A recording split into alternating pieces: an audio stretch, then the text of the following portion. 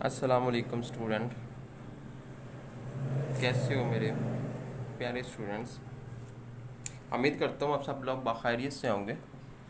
और आज का जो हमारा लेक्चर है MSc fourth semester fluid mechanics 2, ठीक है, फ्लूइड मैकेनिक्स 2, उसका फर्स्ट आर्टिकल आपके पास है vertices motion.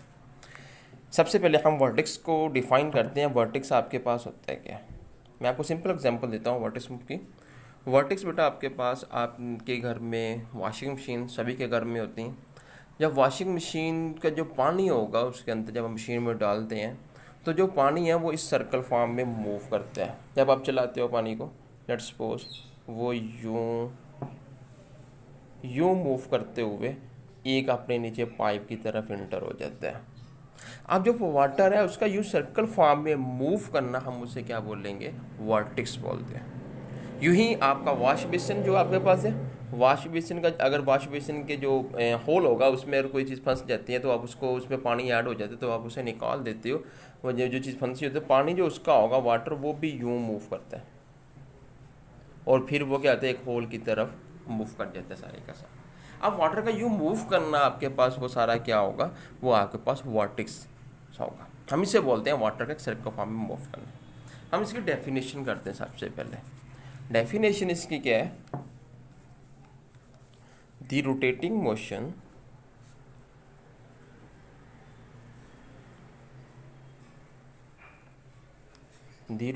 Motion of fluid is called vertices. ठीक है, वो हमारे पास क्या होगा? वो हमारे पास वर्टिक्स मोशन होगा। रोटेटिंग मोशन, जो रोटेटिंग मोशन आपके पास है फ्लूइड की, कॉल्ड वर्टिक्स मोशन। और अगर हम इसकी एग्जांपल चेक करते हैं तो इसकी एग्जांपल मेरे पास नंबर 1 वॉशिंग मशीन, ठीक है, और दूसरी मैंने आपको बताई wash basin.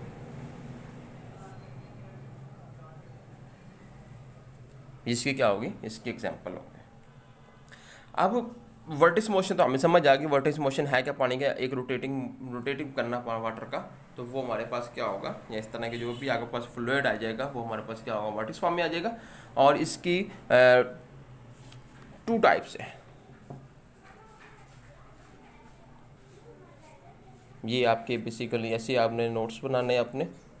There are 2 types. Number 1 आपके पास होगी एक फ्री वर्टिक्स आपके पास आ जाएगा, और दूसरा आपके पास है फोर्स वर्टिक्स। चले, फोर्स वर्टिक्स। और number 2 free vertices.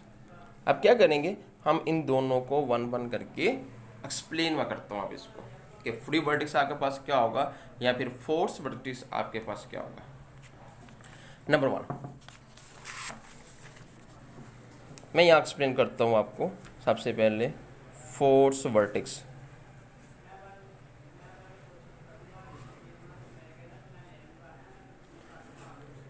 Force vertices क्या होगा? अब इसकी डेफिनेशन लिखते हैं।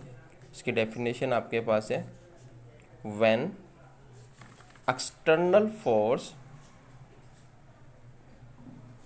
हम इसे फोर्स भी लिख सकते हैं या फिर हम एनर्जी, ठीक है। When external force is required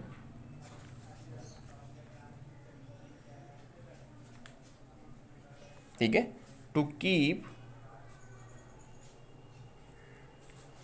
the fluid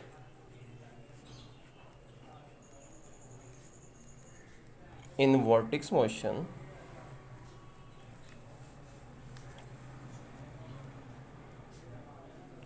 is called force vortex। Simple बात में कही जाए, फोर्स वर्टिक्स वो होगा जिसके लिए हमें एक्सटर्नल फोर्स या एक्सटर्नल एनर्जी क्या होगी, रिक्वायर होगी। तो जब एक्सटर्नल एनर्जी रिक्वायर होगी तो हम उसे क्या बोल लेंगे? फोर्स वर्टिक्स बोल लेंगे। लेट्स सपोज इसकी एग्जांपल मैं आपको सिंपल देता हूँ। एग्जांपल हमारे पास होगी इसकी वॉशिंग मशीन। अब वॉशिंग मशीन में क्या होता है, वॉशिंग मशीन बेटा जो आपके पास होती है उसमें आप इलेक्ट्रिकल एनर्जी को कन्वर्ट करते हैं, किस में कन्वर्ट करते हैं, मैकेनिकल एनर्जी में। अब बेसिकली क्या होती है, आपको एक फोर्स उससे देते हो वाटर को, जब फोर्स वाटर को देते हो वाटर आपका क्या होता है, सर्कल फॉर्म में मूव करता है, जब रोटेट होता है उस फॉर्म में, जब वो उस फॉर्म में रोटेट होता है तो हम उसे क्या बोलेंगे, हम उसे बोलते हैं फोर्स वर्टेक्स। ठीक है, मैं नोट लिख देता हूँ यहाँ पे। वॉशिंग मशीन में क्या होता है, इलेक्ट्रिकल एनर्जी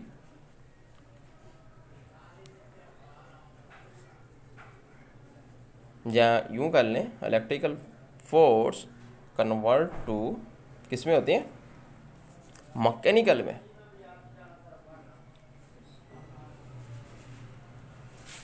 मैकेनिकल एनर्जी में, ठीक है, क्योंकि हम एक फोर्स लगा रहे हैं इसमें, हम एक्सटर्नल एनर्जी की जरूरत पड़ रही है, तो ये हमारे पास क्या आ जाएगा, फोर्स वर्टेक्स। और अगर हम बात करते हैं दूसरे वर्टेक्स की, फ्री वर्टेक्स, तो सिंपल एग्जांपल इसकी होगी आपके पास, जबकि यहाँ मुझे क्या है, एक्सटर्नल फोर्स रिक्वायर्ड, और यहाँ मेरे पास क्या होगा, external force is not required, या फिर हम ये लिखते हैं व्हेन नो एक्सटर्नल फोर्स, ठीक है, फोर्स या एनर्जी वो आपकी, क्योंकि दोनों बातें सेम ही है, एनर्जी इज रिक्वायर्ड।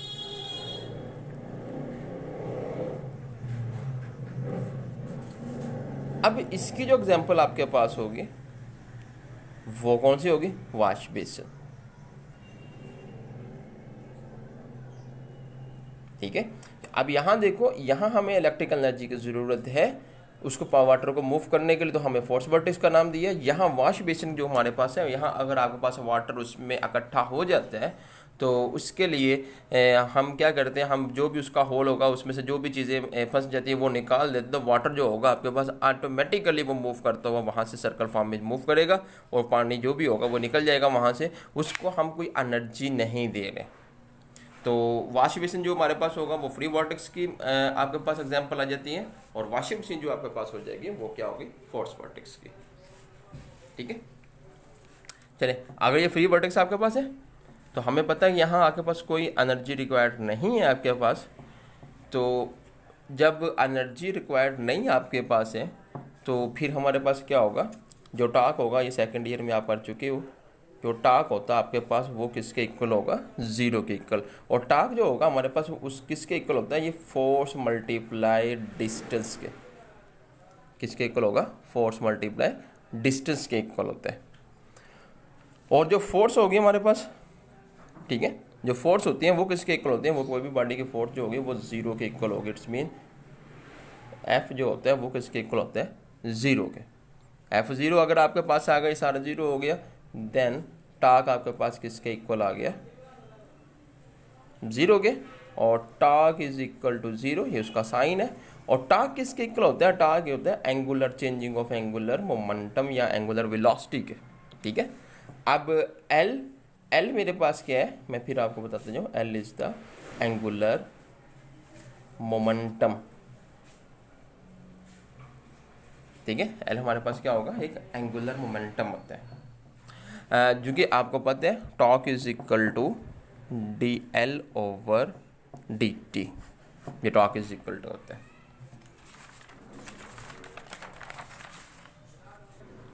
ठीक है, अभी D L over D T वो टॉर्क के इक्वल है, एल हमारे पास एंगुलर मोमेंटम है, तो देन एल हमारे पास क्या होगा, एंगुलर मोमेंटम इज कांस्टेंट। और आपको पता है एंगुलर मोमेंटम या एल जो होता है वो किसके इक्वल होता है, एम वी आर के फार्मूले हम लोगों ने किए हुए हैं। एम आपके पास क्या होगा, mass of fluid, V mass आपके पास रहता है velocity of fluid, and R radius of fluid. कैसे, मैं आपको एग्जांपल देता हूँ। आपके पास ये कोई ब्लॉक है, ठीक है जी, और ये वाटर क्या होगा, ये मूव करता है आपका, ये वाटर मूव कर जाएगा। ठीक है, और ये उसका कोई सेंटर पॉइंट है जिसमें से वाटर क्या करते हैं, मूव करते हैं। अब हम कोई पार्टिकल लेते हैं, पार्टिकल लेट्स सपोज यहाँ मैंने एक पार्टिकल ले लिया और उस पार्टिकल का यहाँ से सेंटर का जो डिस्टेंस होगा वो हमारे पास क्या होगा, आर में रेडियस, और इसे हम क्या बोल लेंगे, उसका डिस्टेंस बोलते हैं। ठीक है, पार्टिकल का जो आपका सेंटर पॉइंट तक का डिस्टेंस आपके पास आ जाएगा।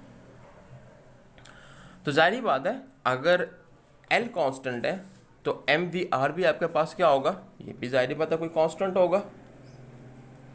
ठीक है ना, इसका रिजल्ट भी क्या होगा, कोई कांस्टेंट होगा। और अगर मैं वी आर निकालता हूँ तो ये क्या हो जाएगा, कांस्टेंट ओवर एम। और एम मेरे पास क्या है, एम मेरे पास मास ऑफ द बॉडी। ठीक है जी, क्योंकि एम मेरे पास क्या होता है, M is equal to mass of the body. वो मास ऑफ द बॉडी वो भी क्या होती है, कांस्टेंट। तो एम मल्टीप्लाई देना के वो डिवाइड होगा, सारी वैल्यू कांस्टेंट होगी आपके पास। देन वी आर कांस्टेंट, तो इसे हम फिर लिख सकते हैं वी आर, या फिर velocity multiply velocity directly proportional किसके, डिस्टेंस के। ठीक है, ये मेरे पास क्या हो जाएगा, वेलोसिटी डायरेक्टली प्रोपोर्शनल किसके आ जाएगा, आपके पास डिस्टेंस के आ जाएगा।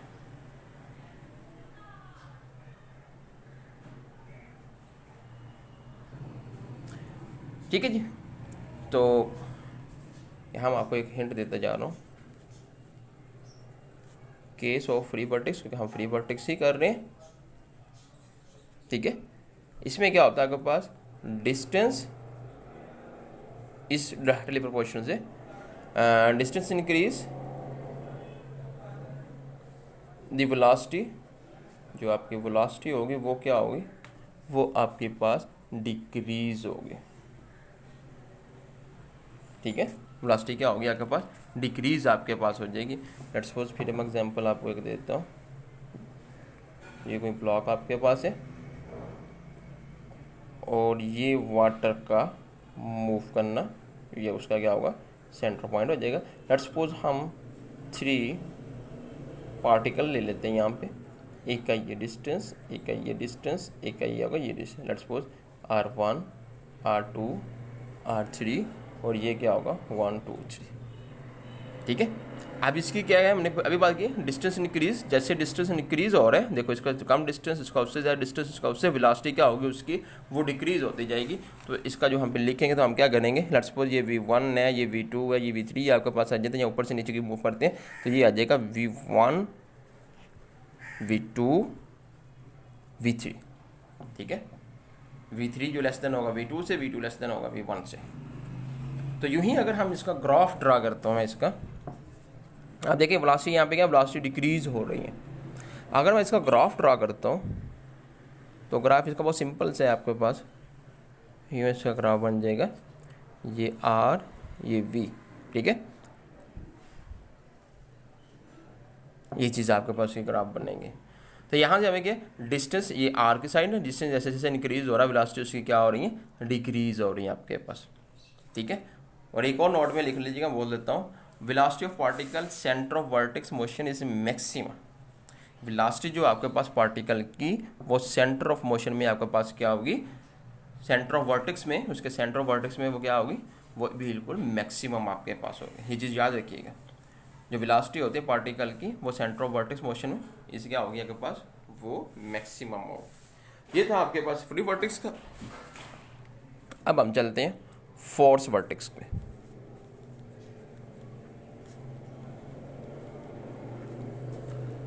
फोर्स वर्टेक्स क्या था आपके पास, फोर्स वर्टेक्स आपके पास था कि एक्सटर्नल एनर्जी इज रिक्वायर्ड, उसकी डेफिनेशन हमने अभी यही की थी, एक्सटर्नल एनर्जी इज रिक्वायर्ड। जब एक्सटर्नल एनर्जी आपको रिक्वायर्ड है देन हमारे पास जो एंगुलर वेलोसिटी होगी वो किसके इक्वल होती है, कांस्टेंट के। ठीक है, it's mean W is equal to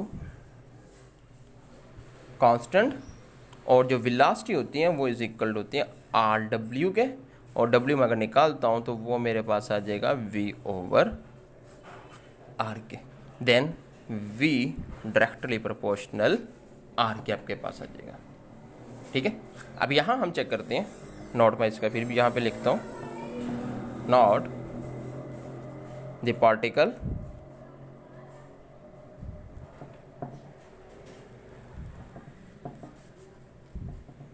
on top surface, ठीक है, of vertex, ठीक है, on top vertex is having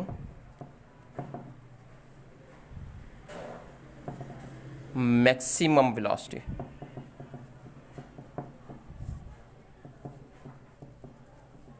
क्या, the particle on top surface of vertex is having maximum velocity. वो टॉप वर्टेक्स क्या होगा, उसकी जो वेलोसिटी होगी वो मैक्सिमम आपके पास आ जाएगी। एंड देन अगर हम चेक करते हैं यहाँ पे, वही ये हमारे पास कोई बॉक्स है, ये लिक्विड फॉर्म है, वही चीज़ 1 2 3 वर्टिकल सेंटर से हम इसके लिए R1 R2 R3। तो यहाँ जो सिस्टम आपके पास वेलोसिटी का होगा, वहाँ आपके पास था v1 लेस देन v2, और यहाँ ग्रेटर देन था, यहाँ आपके पास क्या आ जाएगा v1 less than v2 less than, उसके उलट सिस्टम चलेगा आपके पास। ठीक है, और दूसरी चीज़ जो इसका ग्राफ आपके पास आएगा, ग्राफ इसका, क्योंकि ये बीच का क्या होगा उसका बिल्कुल सिंपल, क्योंकि एंगुलर वेलोसिटी आपके पास क्या होगी, वो आपके पास कांस्टेंट होती है। ये आपके पास आर आ जाएगा और ये आपके पास क्या आ जाएगा, वी आ जाएगा। ठीक है बेटा, तो ये आज का हमारा लेक्चर था वर्टेक्स मोशन का। उम्मीद करता हूँ आप लोग को समझ आई होगी, और अगर किसी स्टूडेंट को ना समझ आए तो वो मुझे मेरे पर्सनल नंबर पे टेक्स्ट करके वो पूछ सकता है, कोई भी बात हो उसे, और इसका मुझे कमेंट्स दे दिएगा आपको समझ आई है या नहीं आई, क्योंकि फिर मैं नेक्स्ट लेक्चर यूँ ही फिर बनाकर आपको सेंड करूँ। ओके बेटा, अल्लाह हाफिज़, अपना ख्याल रखिएगा।